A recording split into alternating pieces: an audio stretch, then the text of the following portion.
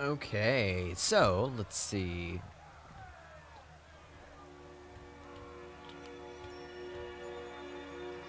Mm-hmm. Snigler Dagos. I got it.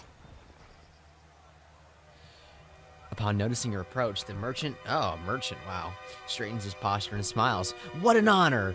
The name is Snigler Dagos. Originally from the relative tranquility of the Northern Empire, I've since accepted a nomadic life for the sake of keeping Kyrus' forces supplies with only the finest goods, local and imported. Okay. Not much, but let me know if anything. Ooh, what is this? Light armor, right.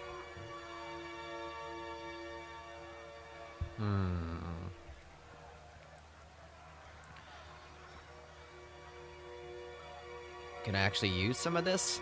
Sigil of Vigor? I mean, Vigor. Wow, I cannot pronounce stuff. Sigil of Vigor. Vigor. Do we want to buy that? I mean, we could afford it. Oh, wait, no, that's not that. It's bronze rings, copper rings, and then I guess iron would be the other thing above it, probably. Who knows? I don't know.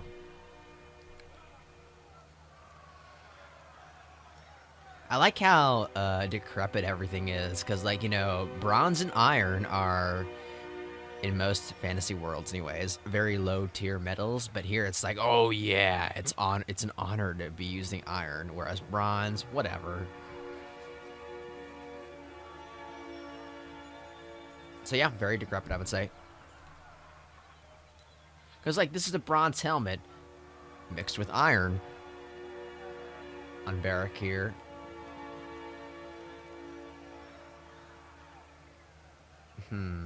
I don't know if I want to buy anything without knowing what the hell I'm buying first, so not yet. Oh, a bronze hammer. Crimson Spear boots. Is that another... Is that another, sect or... I guess contingent, I would say, or maybe type of troop that's in the Scarlet Chorus. Who knows? We'll see. We'll find out soon enough, I'd say. Fifth Eye. The binder of Tunon arrives, squealing with a teenage's timber. Okay, maybe not. The fifth eye voice makes your gums itch and your fingernails feel in need of a trim. And we just finished having a bit of sport with some captives. But worry not, we'll have more fun with another batch momentarily. Dressed in the bronze red regalia of the Crimson Spears. Hello. Oh, the personal gang of the Voices of Nerat. Okay. Got it. The fifth eye beckons you to stand close, wagging a blood-splattered glove. Now that you've issued this edict and doomed us all to die, have you come to help us climb out of this hole? Chirps of laughter emanate from under his mask. I don't even know how to give this guy a voice, honestly. It's very weird. How's the camp respond to the edict? With mewling, bawling, and occasionally orgy, frequent vomitus. A shrill, tittering laughter escapes from under his mask. The bloodlust is here, but so is the fear of failure. Should our glorious horde fall to overrun the citadel, we will surely all perish. I mean, I don't see this favored pulling their weight. I trust you're getting your warriors ready for battle. We know the Oathbreakers are first focused in the citadel beneath the mountain spire, but we have learned that this is not their only nest. The fifth eye wags a hand with a high-pitched squeal of displeasure. Given their pattern of attacks, they must be the second group maintaining camp here in the Outer Valley. And unless we deal with the second group, they'll attack from behind the moment we cross the river.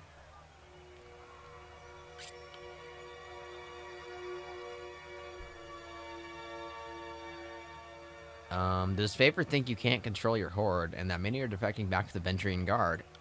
Wrong! And perhaps he gestures with his spear in an arc toward the sprawling camp. It is no mean feat to herd this many desperate lives. For every 2 hands of humanity, there's at least 1 finger that snaps from the stress of our ways. A few have been lost in the margins. I won't deny that. But if you store grain, expect some rat feces. If you lead killers, expect some desertion. So you need help taking out these Oathbreakers? And while a good old-fashioned slaughter would be an efficient solution, the smarter answer is not to kill them, but to add their strength to ours. My last scouts returned with a new batch of prisoners, and one of these prisoners claimed she could lead us to the Vendrian Guard's second camp, though there are shreds of deception in her voice. I could use your help in questioning this Varia Kell. Perhaps she'll get less screams and tears and more useful information out of her. If we knew where to ambush the Oathbreakers, we could try and take their captain. Show him the wisdom of joining the course. Why not just ask the Arcana Secrets? I thought he could interrogate anything. Oh, whoa. An intelligible mutter escapes from under the fifth eye's mask as his posture stiffens. I do not tell the voices of Nerat what to do, nor do I question his motives. The Archon is busy plotting the efficient destruction of these Oathbinders and is to not be disturbed. I've known the Archon to demand personal interrogations, but it's only ever been with leaders, mages, or others of great merit. I've often imagined the interrogation process is not to be taken lightly. Perhaps it's downright exhausting for Nerat.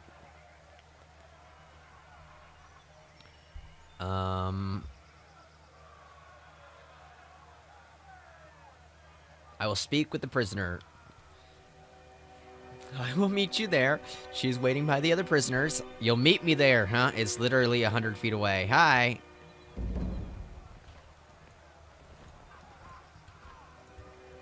Yeah, I don't even know what kind of voice to give this guy. A scroll sits here, glowing with mystical energy. Oh, heck yes. Let's see what we can do with this. This spell system seems kind of cool right now, at least. Of course, I've not even cast a fireball with it, so who knows how awesome it is in the end. So... oh. Can we fire, like, an illusion ball? A false pit? Okay. What?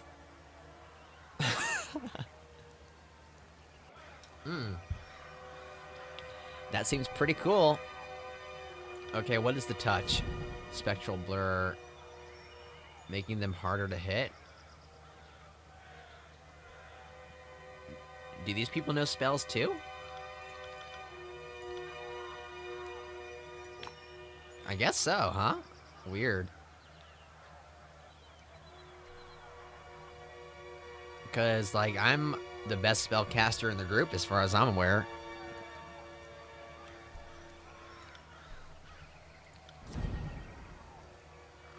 Why don't I just give everyone some spells then? Is there any reason to not do that? Also, what is this? Oh, did I just use it? Crap. Oh wait, no I didn't. What?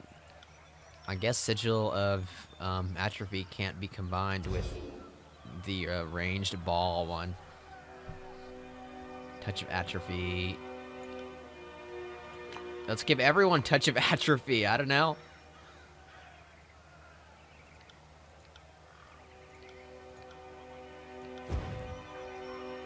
Could we give everyone Fireball too? Oh, yikes. Got it. Spell casting is limited by lore skill. Good to know. Which means they could use very basic spells, whereas I could use more advanced spells because I'm just that damn awesome. I'm kidding, of course.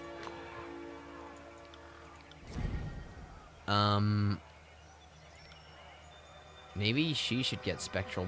well, already gave her Spectral. What if we do this twice in a row? Well, I guess, you know, whatever. They have the exact same spells. We should have, like, no shortage of that, at least. Right. Let's speak with the Fifth Eye first. The Fifth Eye, commander of the local Scarlet Chorus, surveys his camp, watching in stillness as all member violence and revelry occur around him. He offers a slight nod at your approach. Was there anything else? What is your role in the chorus? While the whole of the chorus remains loyal to the voices of Narat, I am truly the most loyal. His voice becomes wistful. Oh, so loyal of his numerous warriors.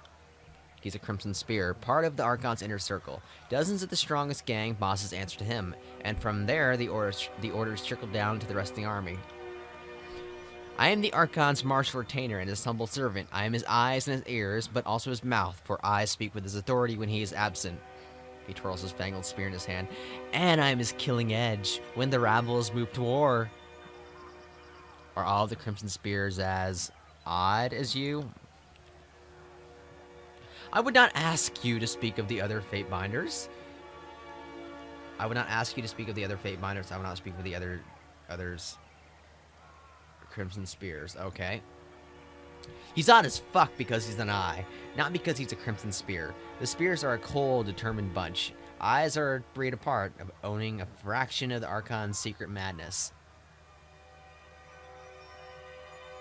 Good thing you mentioned loyalty twice. Now I'm really convinced. Did you ask for this honor? I did not have to. The voice of Narat saw the need inside of me, and through his arcane ministrations burnt away the clinging, cloying parts of me that foolishly resisted his enlightenment. Disgusting as I may find this creature, the Fifth Eye is not the only one who has suffered changes in the service of this war. No, indeed, you ironclad behemoth. He looks Barrack up and down with interest. Have you ever considered jumping ship and enlisting with the chorus? With strength like yours, we could have you leading a decorated gang in your first week. If I ever jump ship, it would be to sink to the bottom of the waves, beyond the reach of you and your parasite of an Archon. Wow, no words minced here. When did you take the vows of the chorus? Unlike most of the concert scripts here, I did not need a cudgel against the head to see the wisdom of the Arcana secrets. I proudly joined the chorus in its nascent days, left my home in the bastard city to join with the incoming chorus. And the rest is glory and history. Interesting. These days, you follow the chorus or die. We who chose the path and killed to defend our place are the old guard. Even if it's been 2 or 3 years, the chorus is a short memory. She nods the Fifth Eye with grudging respect. Who's the strongest in your camp? I am, naturally. Well, the Archon is, without question, the mightiest in camp. Deathnell is the master trainer here, and she's almost as tough enough to take me. She's a biter. Don't tell her I told you that. Don't tell her I told you that, but she can be trusted to fight and lead. And while her humility is lacking, Verse is correct. She's been running with the Furies even longer than Deathnell. Too bad the skill and Patience did nothing to save her sisters.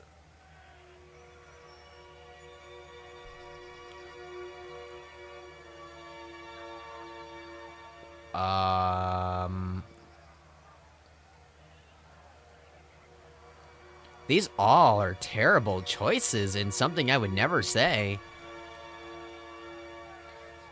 What happened to her sisters is probably going to make Verse really did not like me. No humility. I'm not going to praise Verse. Sorry. And it sounds like you're insulting my friend here is a direct... I mean, it's confronting the Fifth Eye, which I kind of know my place here, so I don't want to do that. So what happened to her sisters? Okay. I understand that our little torchlight here became the victim of her own mortality. A spasm of discomfort, of hesitation stayed her sword and shattered the focus of a coordinated attack. Did I have the right of it, dear? Look, don't ask.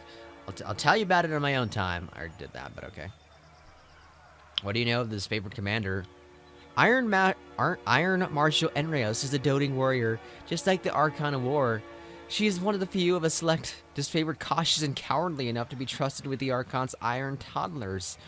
No doubt her primary qualifications include being related to Ash. The Legion's a little too big into its pedigree, if you catch my drift.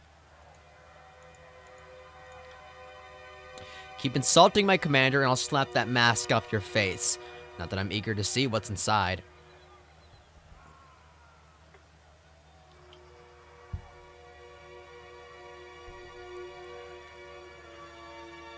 Fifth Eye, are we here to cooperate or snipe each other at every turn?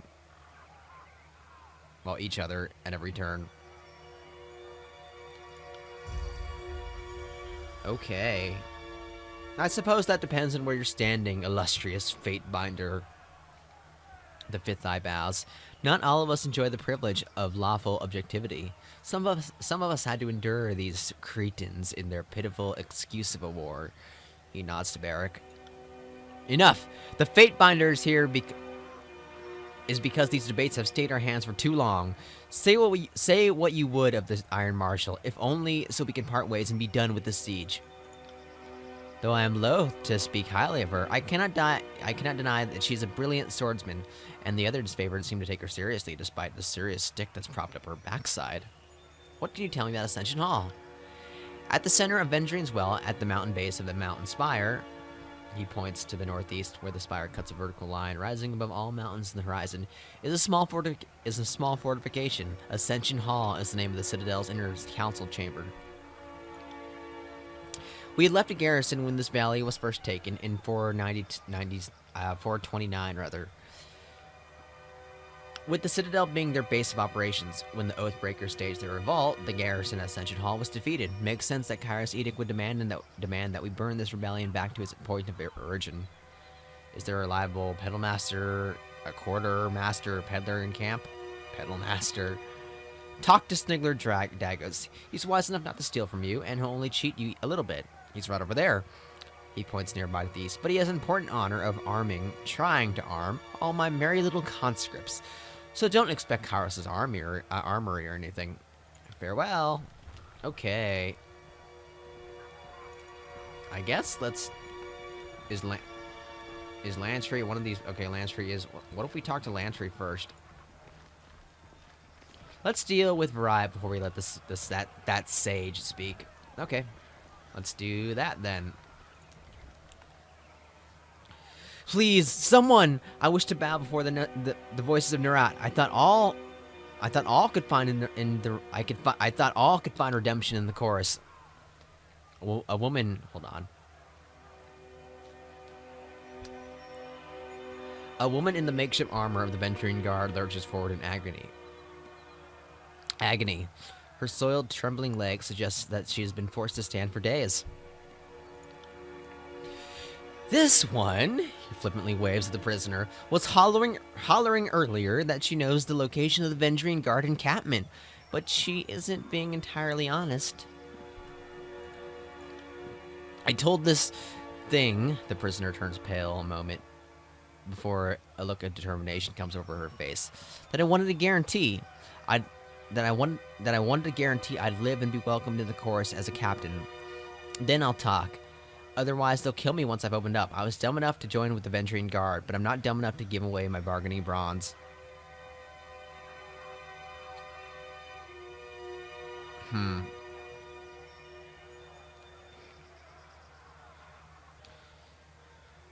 You claim you would disavow your people for the Scarlet Chorus. Why the change of heart? Because I want to live, and you don't need to be the Archon of premonitions to know that the younger realms are gone for good.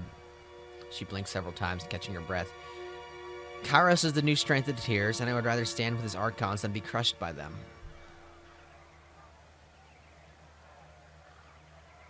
And why should I trust you? I suppose I have no answer for that. Varai's eyes fall to the ground and she swallows nervously. When I joined with the Vendrian Guard, I accepted their broken vow onto myself. Have you not felt the passion for the foolish cause, one you later came to regret? Well, my surrender is sincere, and I'm willing to bow before the voices of Nerat to prove it. Tell me what you know, and I can see to your release. I heard the chorus is looking for Captain Pilox, Florian, and his crew. I can lead you to them, but only if you release me. She turns her head, taking a long look at the skewered and smoldering corpses around her. She tugs at her restraints, but to no avail.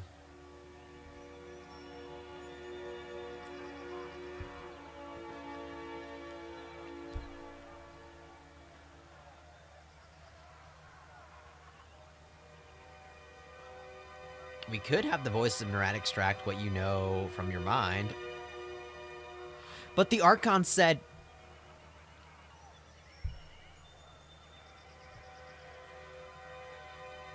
Hmm.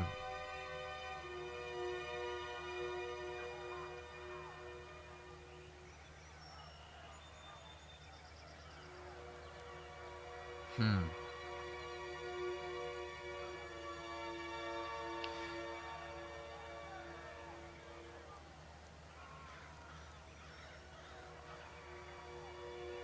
Pretty sure the Archon said, "Bring me her severed head." What? Her face blanches and her arms reflectively stiffen, causing her to double back against the post to which she's bound. No, please no. I heard nobody returns from his interrogations. I'll tell you, but she lets out a sigh. I don't really know where they are, but I know how to find them. But I know to find them. Search that one. She reaches up her right leg and points with her foot, calling attention to a nearby corpses. The tall, dark one missing most of his face. Check his left boot rather. He was the literate one in our crew. He had the orders. With a snap of his fingers, with the snap of the fifth eye's fingers, the pair of choirmen yank the boot from the fallen guardsman. A rolled parchment slides out from the boot and is thrust in the fifth eye's hands. He unfurls the scroll to give it a read. Just one moment. Okay.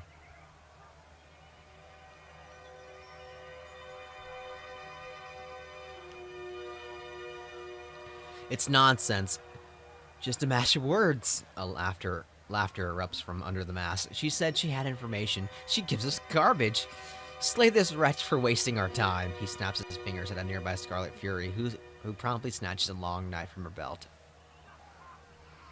I heard her say she'd swear fealty to the voice of Narat. Initiation rite would be in order. Seeing as you are an expert on the subject of fate, I will entertain your wisdom on the matter. What then would you propose we do with her? Oh, wow.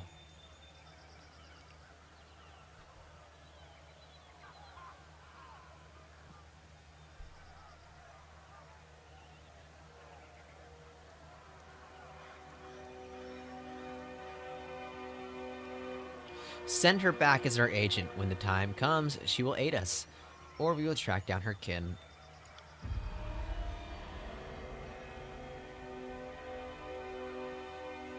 You've gained wrath with the Venturing Guard? I mean, I guess that's okay. I will need to think of a good explanation for my escape, but I'm certain I can return and avoid suspicion. Thank you. You will not regret this act of mercy. This will end amusingly. For the Venturing Guard, it would be smart to assume she only escaped by her whims. You there! The fifth eye barks at a pair of guardsmen, beckoning them forward. Release our newest recruit. She has orders to infiltrate the Oathbreakers. See that she is escorted to the river's edge. I don't think he likes me, but oh well. Mariah inhales deeply, flexing her fingers as she shakes off the stiffness of being tied to a post for days. I will return to the Venturing Guard, act well my part, and await further instruction from the chorus. With a nod, she follows her escorts out of the camp.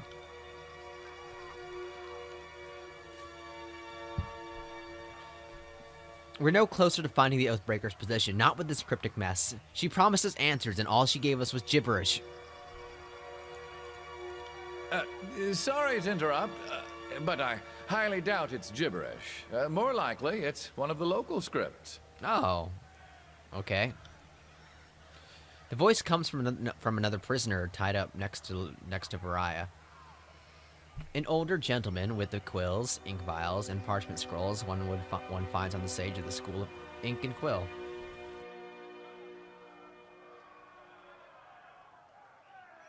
That's interesting. Ink smudges cover his cheek, temples, and ears. His clothes appear charred, and between the rips of fabric you spot burn scars along his arms, despite being emancipated. emaciated rather, and tied to a post, he offers a beaming smile. Who are you? I'm Sage Lantry, one of the hired quills that was coordinating missives between the Vendrian Guard captains. They aren't paying me anymore and aren't coming to my rescue. So I'll decipher that parchment for you. That's what smart prisoners do, right? No. Make themselves useful? Well, yes, but what? I want to see it. Ah. You unroll the parchment and see a message of modest length written in professional, albeit hasty penmanship. The Tearsmen speak the Canto just like the Northerners, but they have half a different dozen ways of writing it. This particular script is unknown to you. Can you read this? Then fine. Well, let me see. I can't. Uh-huh. You hold the parchment in front of the bound sage, and his eyes dart down the length of the missive. He reads the words a second time, nodding in silence. So, I don't know exactly what it says, but I'm half certain that's Sage Selwyn's handwriting. I'm sure I could decipher that in a few hours' time. Don't need my hands free, but I think better when not tied to a post. I know, I'm weird that way. Yeah, you are. A few hours? Either you can read it or you cannot. What use is a sage that doesn't know his letters? I've heard all I need to hear. I say we have some fun with this one.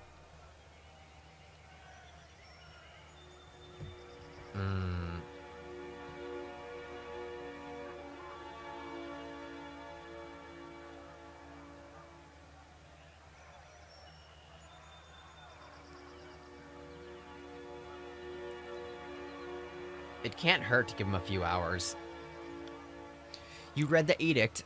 I don't need to tell you that the sundial is working against us. This addled old bag is just trying to stall us.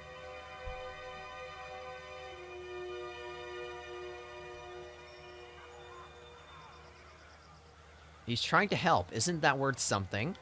Of course it's worth a great deal. And for that I'm willing to give him a trial by combat. If he were being brazenly deceptive, I just have him killed, but he's earned his shred of hope. Fatebinder, I beseech you, be my advocate for this trial. I'm no fool. I know the chorus uses blood, not words, to settle these matters. But you are a servant of the Archon of Justice, are you not? What in the hell?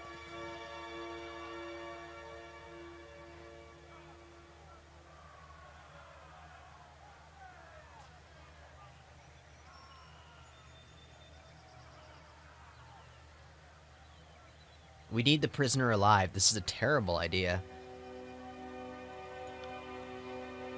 When is a trial by combat ever a terrible idea? The fifth eye chuckles a hearty laugh, waving his hand dismissively. If you are worried for his safety, fight on his side. The more blood shed, the more certain the verdict. You are a guest. The least you could do is honor our ways. Really?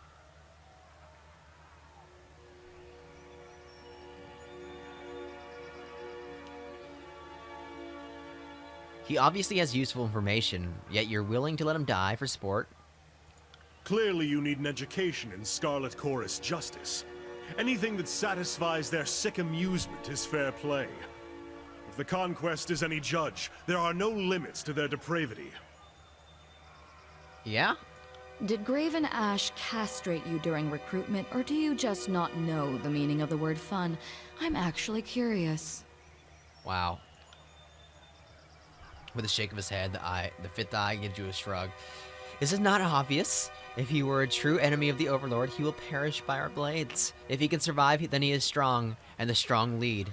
Thus his crimes will not be crimes, but simply the actions of the mighty. What's not to understand? This isn't alchemy.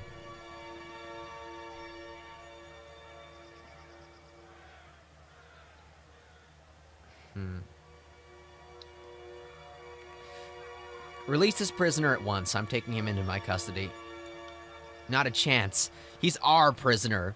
If you think you could crack the information we need out of his skull without troubling the Archon, that's one thing. But you're not walking out of here with our property.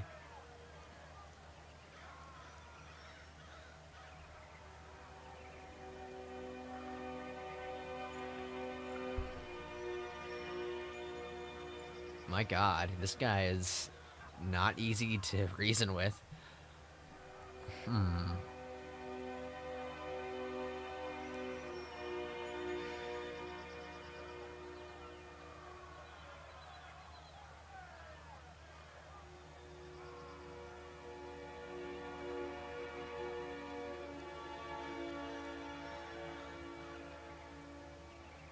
Fine, let's have this trial you want so much.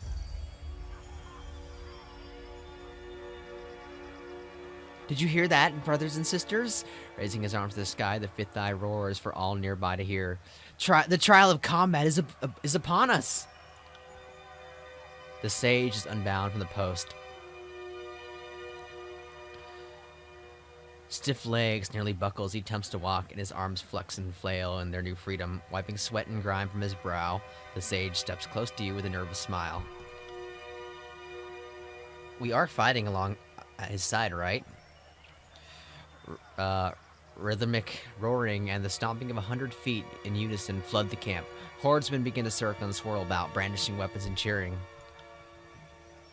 If they got this worked up to fight the enemy, I venture the war would be over by now. Begin the chant of gathering. Let the warriors know that tonight's entertainment will soon commence.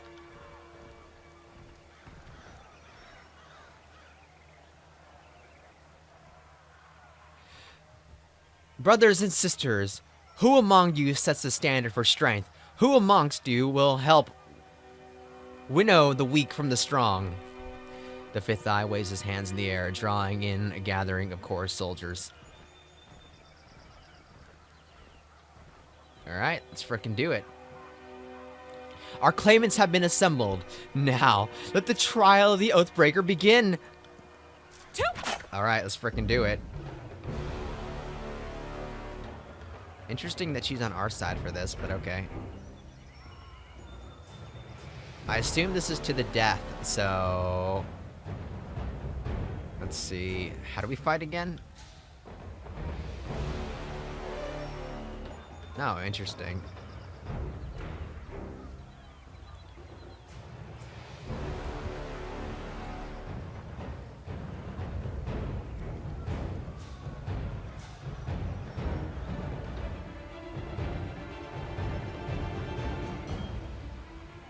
Whoa.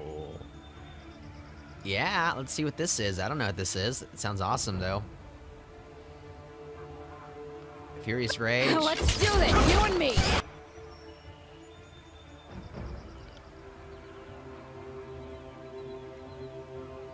So we do have our stance active. I'm not even sure how to go about this. Our chance to hit with fire spells is remarkably low. Ah! Whoa! Fury's Rage is something else. Which is basically, I project Intense Flame. I wonder if this is because I know fire spells.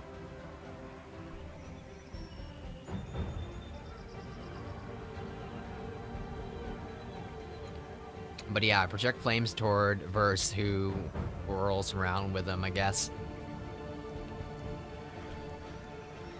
Damn, that's awesome.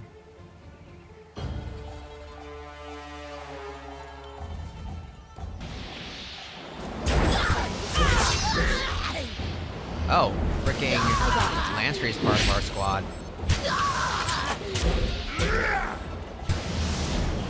I guess Thrust, huh? Well, that's definitely dead people. By the righteous shedding of blood, we have found our answer. Regrettably, it appears the sage is worthy of leaving our camp alive. The fifth eye offers a short, mocking bow to Lantry. By the custom set forth by the voice of Nerat, you are free to go, old man. Brag to your grandkids that you fell afoul of the chorus, yet lived to tell the story.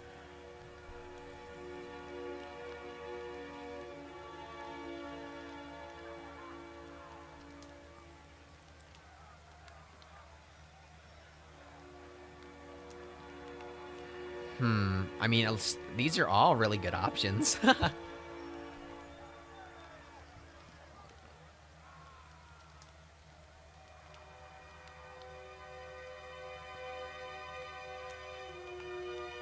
Are you hurt? Not any lasting capacity. I'm, jostled, but fine. Now I believe I have a parchment to translate, lest I anger the powers that be. You most certainly do, yes.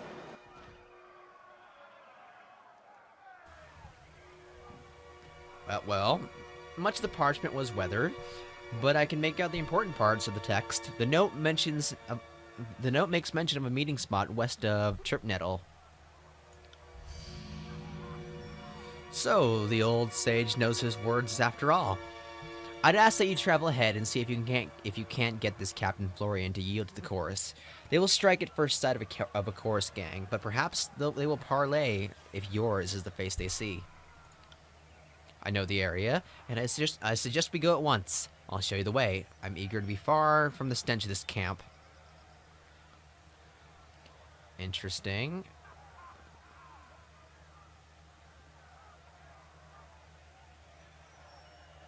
Something's amiss. There's a lot of fight in you for an old scholar. Now you're offering to join this expedition. I met sages every bit as cutthroat as hardened gang bosses. They act the part of doddering scribes, but don't let that fool you. Smart for someone your age to be so mistrusting. But I'm not with the Oathbreakers, if that's what you're fishing at.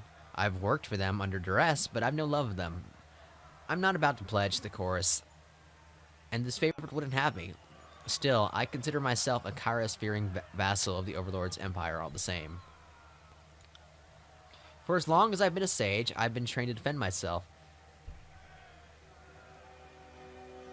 Okay.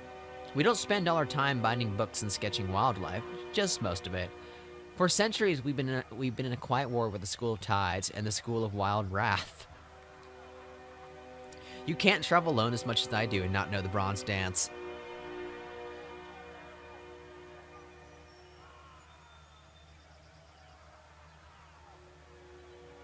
And your little quill dagger just for decoration? Well, I mean, sages always need to have a quill handy. So it sort of blends into the ensemble on a casual glance. And then the customary term is bladed remix rather. But who's keeping track? You're offering to come with me. Why? Because the alternative is what? Living here with these illiterate brutes? My old study is under a river of fire, and there's no family missing me. Besides, I'd much rather chronicle the binder that twice proclaimed an edict of Kairos. I'd be a fool to let someone else write your story. You want to chronicle me? Well, of course. Even if the burning lit library... Okay, interesting. Their library is near a volcano. That's why it's called the Burning Library. Is never rebuilt. Our work is to chronicle the days and events that needn't cease.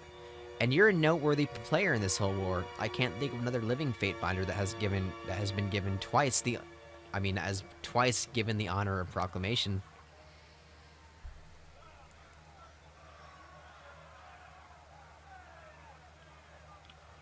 Fine, if you're so eager, come with me. Splendid! You won't be disappointed. I know I may seem old and frail, but I know how to step lightly and not get killed. Really, I won't slow you down. Lead the way, and let me know if I can be of service. Are we done here? Let's hightail it to Tripnettle if your new pet doesn't behave himself along the way. I'm not above clipping his ears.